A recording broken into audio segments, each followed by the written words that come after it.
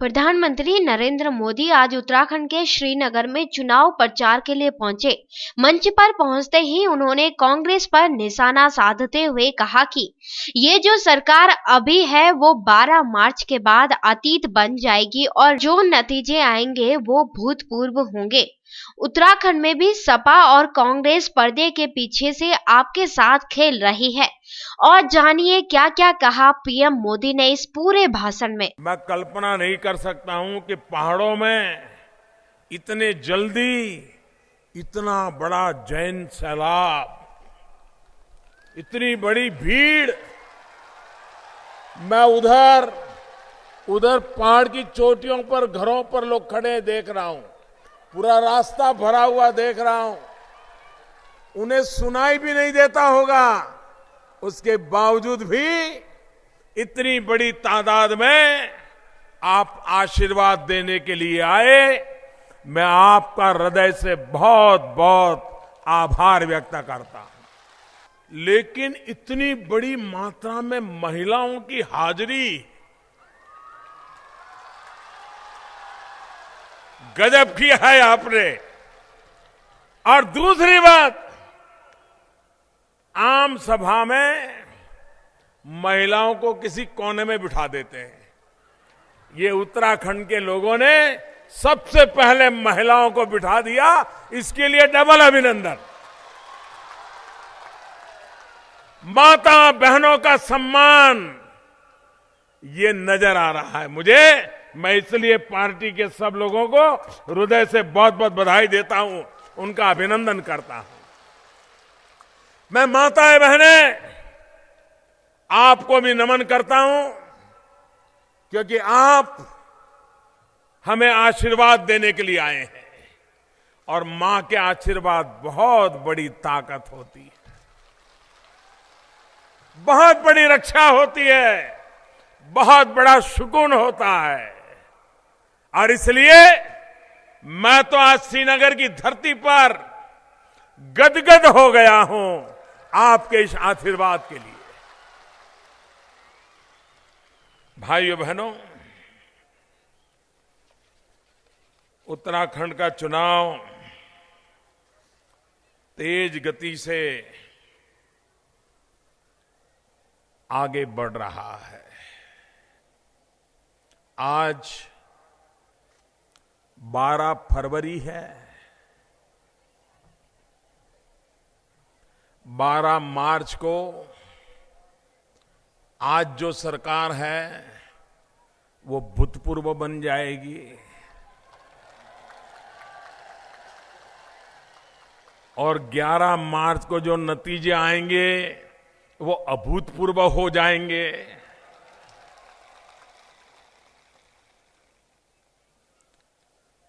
भाइयों बहनों, अटल बिहारी वाजपेयी जी ने हमारे देश को 3 राज्य दिए। 3 राज्य, मध्य प्रदेश से निकला हुआ छत्तीसगढ़, बिहार से निकला हुआ झारखंड और उत्तर प्रदेश से निकला हुआ उत्तराखंड।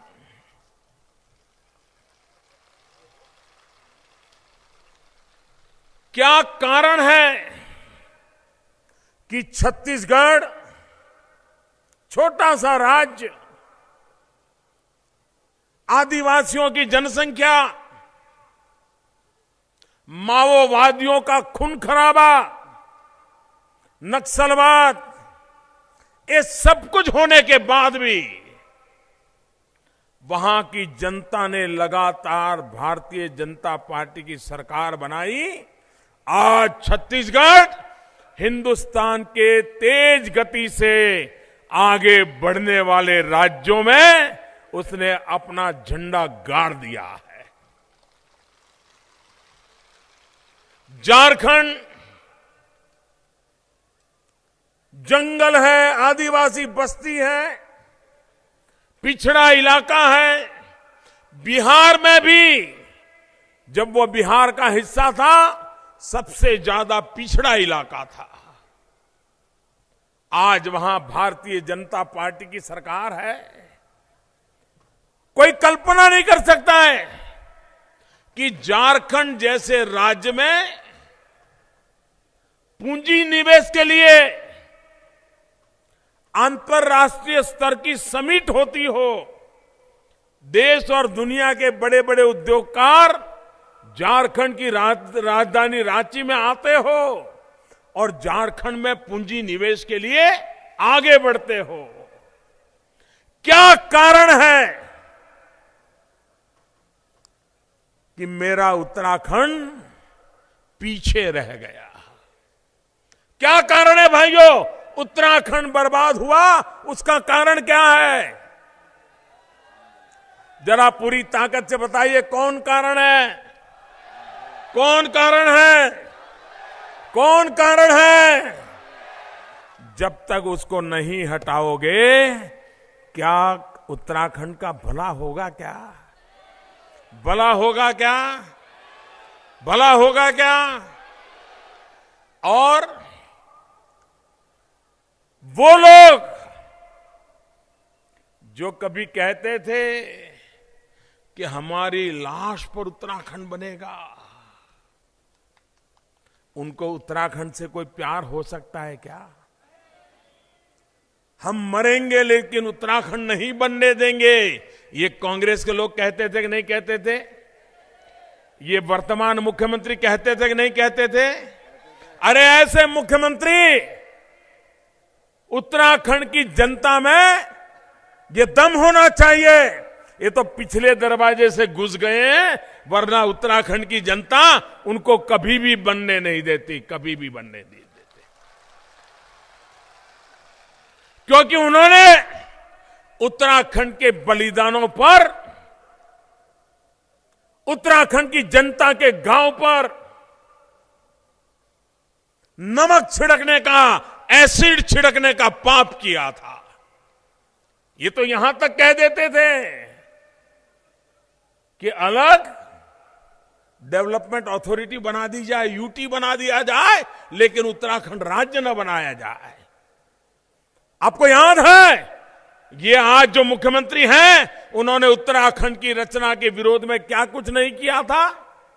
जिस व्यक्ति के दिल में इस राज्य के प्रति प्यार ही न हो, लगाव न हो, क्या आपका कभी वो भला कर सकता है क्या? पूरी ताकत से जवाब दो, भला कर सकता है क्या? ऐसे व्यक्ति पे भरोसा कर सकते हैं क्या? और ये कांग्रेस पार्टी देखिए, आप मुझे बताइए, जब उत्तराखंड में आंदोलन चल रहा था अलग उत्तराखंड के लिए, नौजवान सड़कों पे आए थे, माताएं बहनें यातनाएं झेल रही थी। समाजवादी पार्टी की सरकार थी उत्तर प्रदेश में, यहां पर समाजवादी पार्टी के दरोगा बैठे हुए थे। ये रामपुर त्रेहा में क्या हुआ था भाई? हमारी माताओं बहनों पर बलात्कार हुआ था कि नहीं हुआ था? बलात्कार हुआ था कि नहीं हुआ था? अत्याचार हुए थे कि नहीं हुए थे? गोलियां चलाई गई थी नहीं चलाई गई थी? ये चलाने वाले कौन थे? समाजवादी पार्टी की सरकार थी जिसने वो जुल्म किया था। और ये कांग्रेस पार्टी देखिए आज उसी समाजवादियों की गोद में जाकर के बैठ गई है भाइयों। यही समाजवादियों को गले लगा, समाजवादियों ने और कांग्रेस ने मिलकर के उत्तराखंड में भी पर्दे के पीछे समाजवादी और कांग्रेस मिलकर के आज आपके साथ खेल खेल रहे हैं। और इसलिए भाइयों बहनों, इसलिए मैं आपसे आग्रह करने आया हूं कि ये चुनाव सिर्फ यहां की सरकार हटे इसके लिए नहीं है। ये चुनाव ये मुख्यमंत्री को सजा दे दे इतने से पूरा नहीं होने वाला है। ये चुनाव इसलिए है कि हमें उत्तराखंड का भाग्य बदलना है भाइयों बहनों। कौन कहता है बदला नहीं जा सकता है? हर बार यहां के ऐसे नेता लोग रहे जो प्रकृति को दोष देते रहे, यहां तो ये दिक्कत है, वहां तो वो दिक्कत है। अरे बाप, दोष मत दीजिए। ये तो सामर्थ्य की भूमि है, संकल्प की भूमि है, ये तपस्या की भूमि है। जितना सामर्थ्य इस धरती पर है शायद ही कहीं होगा। यहां इतना सामर्थ्य है कि पूरे हिंदुस्तान की रक्षा करता है।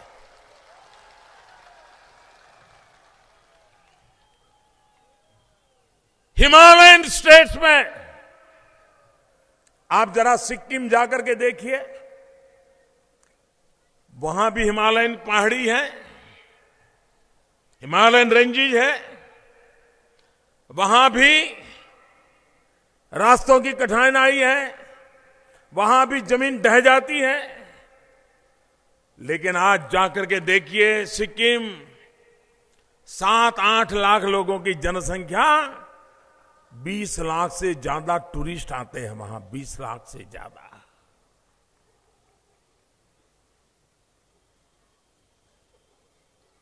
हिंदुस्तान का पहला ऑर्गेनिक स्टेट सिक्किम बन गया। भाइयों बहनों, यहां तो 125 करोड़ हिंदुस्तानी जीवन में कभी न कभी मां गंगा जी में डुबकी लगाने के लिए आना चाहते हैं, 4 धाम की यात्रा करने के लिए आना चाहते हैं। सुविधा हो या ना हो, कष्ट पड़े तो भी यहां तक आने के लिए कश्मीर से कन्याकुमारी, अटक से कटक, हर हिंदुस्तानी यहां आने के लिए लालायित रहता है। इस देवभूमि को किसी यात्री को बुलाने के लिए एडवर्टाइजमेंट करनी पड़े, ऐसा नहीं है जी। मैं तो हैरान हूं, यहां ऐसी सरकार है, जब कपाट बंद हो जाते हैं केदारनाथ जी, बद्रीनाथ जी के, तो उसकी टीवी पे एडवर्टाइजमेंट शुरू होती है कि बद्रीनाथ केदारनाथ के दर्शन के लिए आइए। बस समझा पा रहा हूं आपको। जब कपाट बंद हो जाते हैं, जाना आना बंद हो जाता है, ये टीवी पे एडवर्टाइजमेंट देते हैं। जब कपाट बंद हो जाते हैं तो उस एडवर्टाइजमेंट का क्या लाभ है? ये पैसे किसके हैं? क्यों खर्च करते हो भाई? जब कपाट खुले हो, दर्शन हो रहे हो, तब तो आप एडवर्टाइजमेंट दो देश भर के लोगों को, मैं समझ सकता हूं। और लेकिन मैं कहना चाहता हूं, देवभूमि पर आने के लिए इस देश के किसी व्यक्ति को समझाना पड़े, इसकी जरूरत ही नहीं है। सिर्फ यहां व्यवस्थाएं कड़ी करो, देश के लोग यहां आना शुरू हो जाएंगे। भाइयों बहनों, टूरिज्म की सफलता 2 बात पे होती है। एक, आने का मन कर जाए, और दूसरा, रहने का दिल कर जाए। वो जितनी रात ज्यादा रुकेगा, उतना ज्यादा खर्चा करेगा, उतनी ज्यादा यहां की इकोनॉमी बढ़ेगी। अगर रात को रुकता है तो खाना खाएगा, जहां रुकेगा वहां पैसा देगा, सुबह चाय पिएगा तो नाश्ता करेगा, पानी करेगा तो खर्चा करेगा।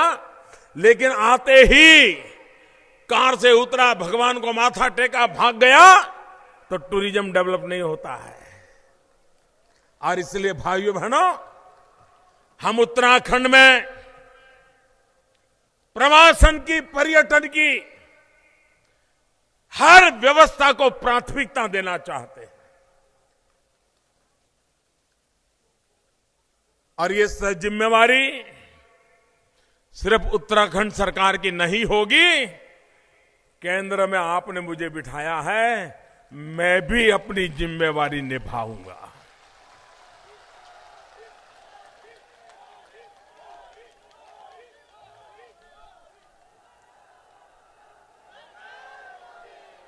भाइयों बहनों,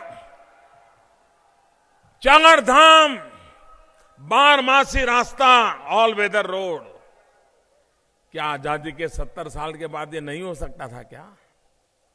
अरे जो यात्री आते हैं ना, पिछले 70 साल में जो यात्री आते हैं, उनको सिर्फ कहते एक डिब्बा रख देता दान पेटी, और लोगों को कहते कि उत्तम से उत्तम रास्ता बनाने के लिए इस पेटी के अंदर 10-10 रुपया दान देके जाइए। मैं समझता हूं देशवासियों ने इतना दान दिया होता कि आज वो रोड बन गए होते, लेकिन इनको सूझी नहीं।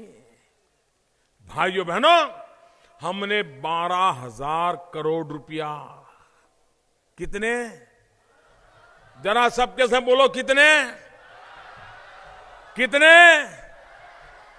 12,000 करोड़ रुपयों की लागत से 4 धाम के 12मासी रोड बनाने का फैसला किया है। और ये उत्तराखंड को नहीं, पूरे हिंदुस्तान का सपना पूरा करने का हम काम कर रहे हैं जी। 12मासी रास्ते बनने के बाद यहां के लोगों को कितना रोजगार मिलेगा, कितनी यात्रियों की संख्या बढ़ जाएगी, कितने प्रकार के नए नए व्यवसाय शुरू हो जाएंगे। भाइयों बहनों, उत्तराखंड में इतनी ताकत है। यहां का पहाड़ हो, यहां की पानी हो, यहां की जवानी हो, ताकत से भरा हुआ है भाइयों बहनों।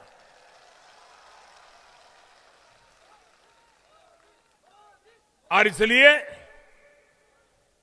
हम रेलवे में भी बहुत बड़ा काम करना चाहते हैं। आप जानते हैं रेलवे का काम तेज गति से चल रहा है और उस रेलवे का नेटवर्क भी पहाड़ों में भी खड़ा हो सकता है और हमारी सरकार उस बात को भी आगे बढ़ाना चाहती है।